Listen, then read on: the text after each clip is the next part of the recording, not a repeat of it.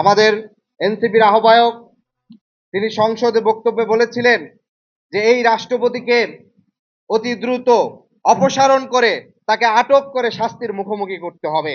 কারণ গত 15 বছর ধরে যে সন্ত্রাসবাদী দল গণহত্যাকারী আওয়ামী লীগ বাংলাদেশের স্বাধীনতার পরবর্তী সময় প্রত্যেকটি রাজনৈতিক সিদ্ধান্ত বাংলাদেশের সার্বভৌমত্ব বিরোধী প্রতিবেশী রাষ্ট্রের এজেন্ডা বাস্তবায়নের জন্য প্রত্যেকটি রাজনৈতিক কর্মসূচি গ্রহণ করেছে আওয়ামী লীগ।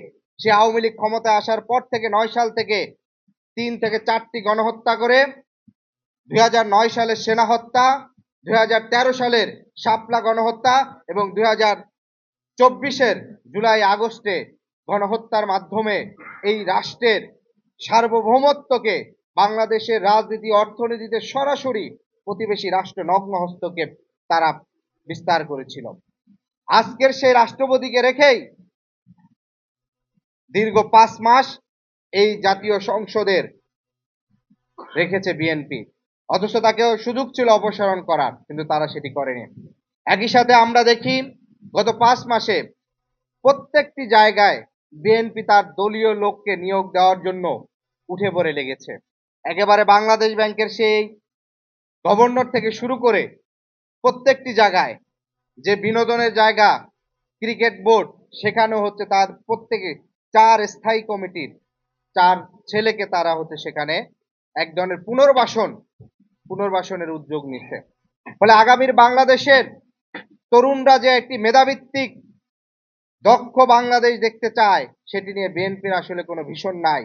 1.5 বছরে 1 কোটি কর্মসংস্থানের কথা বললেও 6 মাসে এখন পর্যন্ত 10,000 কর্মসংস্থানের আমরা কোনো বাস্তব রূপ দেখিনি।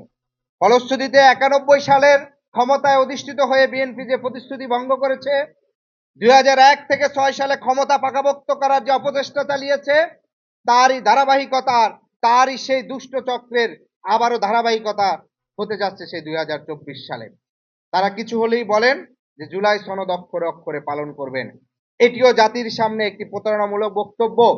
কারণ জুলাই সনদের পরবর্তীতে এই দেশের ভোটারদের 69% যারা ভোট প্রদান করেছেন, তারা গণভোটে গণরায় দিয়ে দিয়েছেন।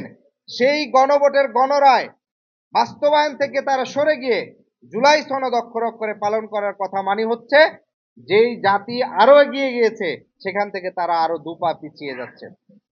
অতএব আমরা মনে করি আগামীর একটি গণতান্ত্রিক বৈষম্যহীন বাংলাদেশের জন্য আগামী দিনে বাংলাদেশের জনগণ 2 বার বিএনপি তওবা করছে, ক্ষমা চেয়েছে। 17 বছরে 2001 থেকে 5 সালে যে রাজনৈতিক প্রতিশ্রুতি ভঙ্গ করছে, তার প্রায়শ্চিত্ত তাকে কিন্তু 17 বছরে দিতে হয়েছে। 3 বার তওবা করার সুযোগ কিন্তু কখনো হয় না।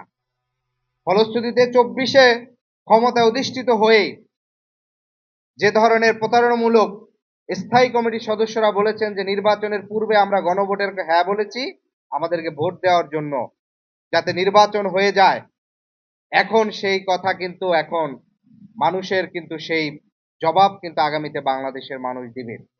তা আমরা আগামী দিনের সরকারকে অনুরোধ করব অতি দ্রুত গণভোটের গণরায় বাস্তবায়ন করবেন এবং যতগুলো প্রশাসনিক এবং সরকারি যে জায়গা আছে সেই জায়গায় শুধুমাত্র নিজের দলকানাদেরকে নিয়োগ না দিয়ে দক্ষ যোগ্য প্রকৌশলীদের নিয়োগ করবেন।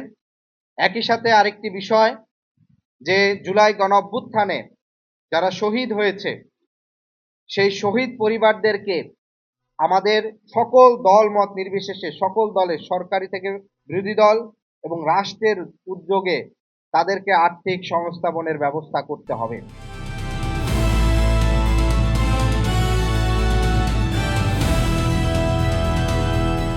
দিনাজপুর টিভি, মানুষের জীবনের কথা বলে।